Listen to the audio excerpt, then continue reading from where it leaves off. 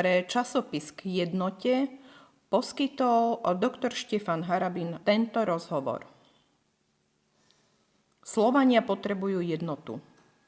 Pán Harabin, vy ste skúsený a známy politický činiteľ nie len na Slovensku, ale aj v zahraničí. Dobre vás poznajú v európskych aj ruských politických kruhoch. Preto mnohých zaujíma váš politický názor, pozícia. Hrali ste významnú úlohu v prezidentských voľbách v rokoch 2019 a 2024, hoci sa vám nepodarilo dosiahnuť víťazstvo. Aký odkaz ste vtedy chceli priniesť svojmu vlastnému národu? Čo by ste vášmu národu povedali dnes? Máte pravdu. Dvakrát sa silám kontrolujúcim Slovensko zo západu podarilo na post prezidenta dosadiť sebe oddaného lokajského sluhu.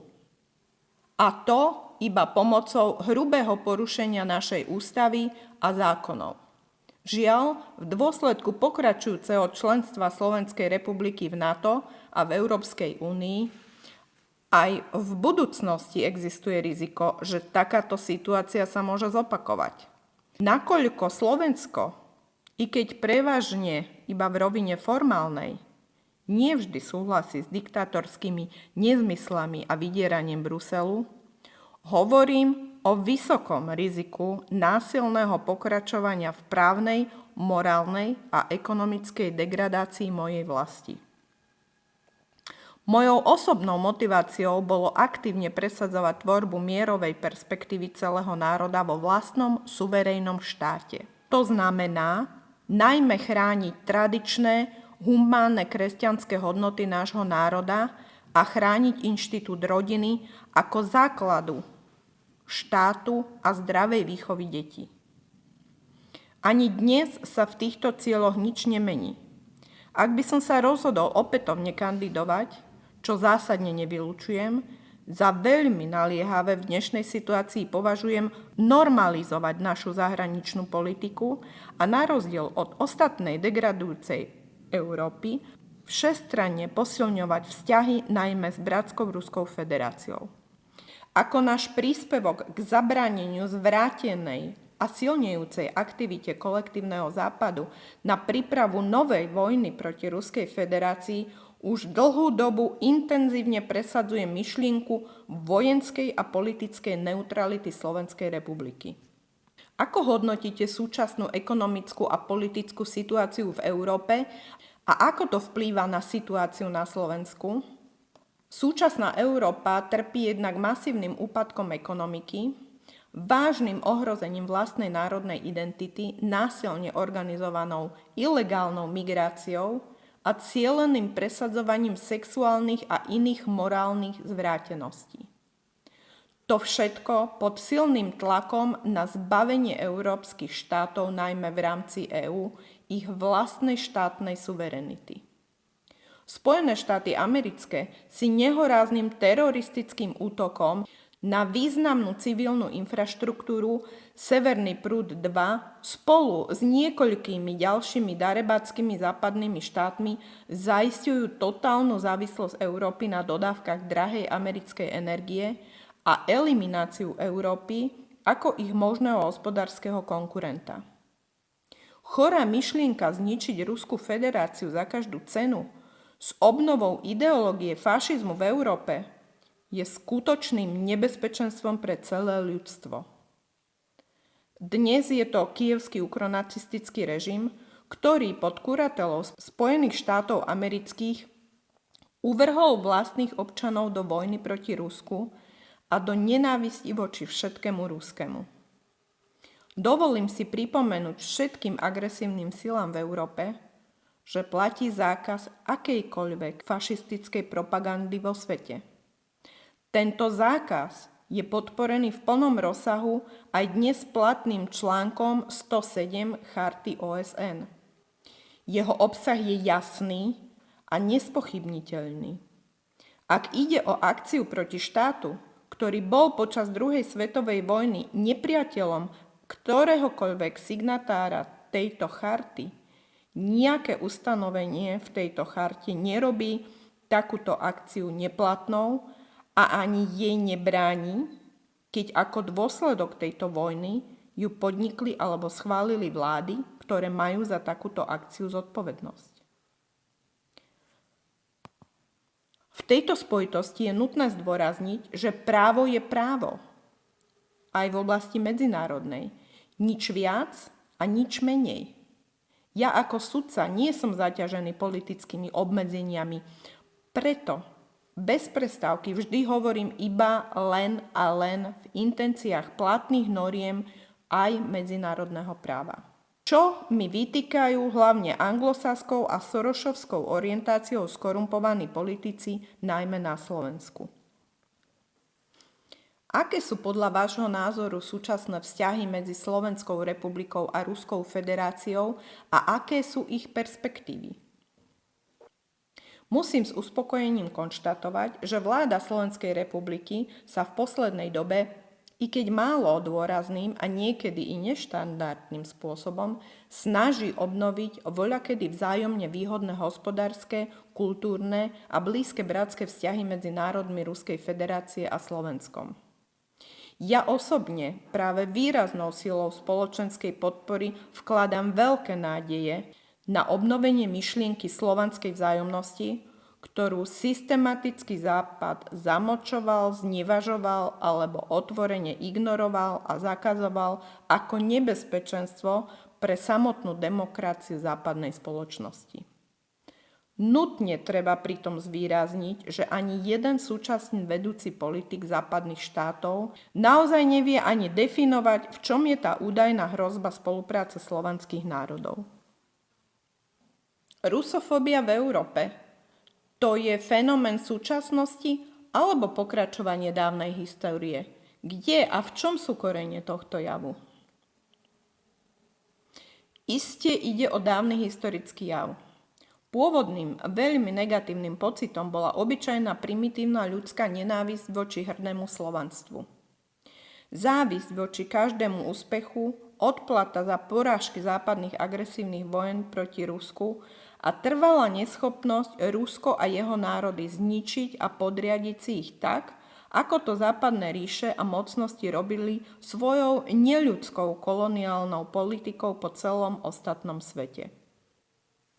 Preto šírenie nenávisti a lží o obrovskom riziku útoku zo strany Ruskej federácie a jeho predchádzajúcich historických štátnych útvarov proti údajne jedinej nadriadenej západnej civilizácii pokračuje dodnes. Žiaľ, vzhľadom na pomerne primitívne myslenie a porovnateľne nízku a stále degradujúcu všeobecnú úroveň vzdelanosti populácie Západu možno očakávať, že rusofóbia bude živená všade tam, kde sa to len trochu bude dariť. Netreba zabúdať, že ako akákoľvek iná fóbia, aj rusofóbia je vo svojej podstate chorobný prejav strachu z nepoznaného, strachu, ktorý nemá racionálne základy a opodstatnenie. Rusofóbia je hanlivým označením jej nositeľov, celkom podobne ako označenie niekoho za hlupáka. Zostane navždy spojená s primitivizmom, temnej zlomyselnej mysle a neznalosti ako podstaty veľkej väčšiny Západu a jej civilizácie. Vojna je na hraniciach Európy. O tom dnes neustále hovoria západné masové médiá. Francúzsko rinčí atomovými zbraňami, Nemecko sa urýchlene vyzbrojuje a pripravuje sa na vojnu s Ruskou federáciou. NATO sa urýchlenými tempami mobilizuje. Čo sa vlastne deje a čo si o tom všetkom myslíte vy? Myslím si, že prudký náraz agresivity Západu je prejavom straty jeho svetovej dominancie. Straty politickej autority Európy a Spojených štátov amerických vo svete a nezadržateľného nástupu nového svetového poriadku v podobe spoločenstva BRICS a prirodzeného nárastu odhodlania národných štátov sveta vzoprieť sa klasickému západnému kolonializmu a násiliu. Ako sudca si dovolím pripomenúť, že právo je historicky najvýznamnejším základom brániacim chaosu a násiliu. Na práve je možné a nevyhnutné stavať a konsolidovať spoločnosť a medzinárodné vzťahy vrátane udržania mieru. Nesúhlasím preto s tými, ktorí hovoria, že medzinárodné právo už neexistuje. Že sila vládne a silní si môžu robiť, čo chcú. Práve naopak. Sú len štáty, ktoré medzinárodné právo vedome porušujú. Ale medzinárodné právo má len jednu perspektívu. Perspektívu svojho ďalšieho vývoja a zdokonaľovania spolu s rozvojom spoločnosti a technológií. K novým procesom vo svete sa musíme pripojiť. Nesmieme zostať pozadu. Európska únia a NATO samovoľným rozkladom zjavne a nesporne zanikajú. Nie sú jednotné, nemajú vlastnú predstavu rozvoja, v podstate dnes nemajú ani silu na významnú vojenskú akciu a nenachádzajú ani podporu svojich akcií v medzinárodnom práve. Uchyľujú sa preto k nedovoleným hospodárskym a politickým sankciám, ktoré nikdy neschválila Bezpečnostná rada OSN ako jediný orgán, ktorý je na udeľovanie sankcií oprávnený. Uchyľujú sa k agresivite, diktatúre, k návratu smrtiacich ideológií a k teroru. Európa sa už dávno vzdala proklamovaných hodnôt rešpektovania základných ľudských práv, nedotknuteľnosti osobného vlastníctva a slobody myslenia a prejavu. Bude to možno znieť až príliš zjednodušene, ale ja nepochybujem, že Západ v dnešnom situačnom rozklade čaká nevyhnutná zmena ich vlád a domácej i zahraničnej politiky. Tieto procesy nie je možné zastaviť. Svet sa už vzdialil ďaleko dopredu. Nie je ochotný tolerovať hrozby silou. Z toho plynie aj môj osobný optimizmus pokračovania a upevňovania mierového života našej spoločnej planéty. Otázka slovanstva bola v Európe vždy prítomná. Nezdá sa vám, že dnes sa táto otázka stáva opäť aktuálnou? V čom sú príčiny vyostrenia vnímania témy slovanstva? Kto a prečo sa bojí prítomnosti tejto témy v európskej politike? Komu sa javí nebezpečné, čo i len hypoteticky, diskuzia o nevyhnutnosti slovanskej vzájomnosti? Ako som už v predchádzajúcich odpovediach uviedol, perspektívu dostávajú hodnoty pravdy, spolupráce, mierovej koexistencie, rešpektu k výberu vlastnej národnej cesty rozvoja každého národa, vrátanie ekonomiky, medzinárodných vzťahov, kultúry a viery. Spoločným cieľom je okrem pokroku aj všeobecná bezpečnosť ľudstva.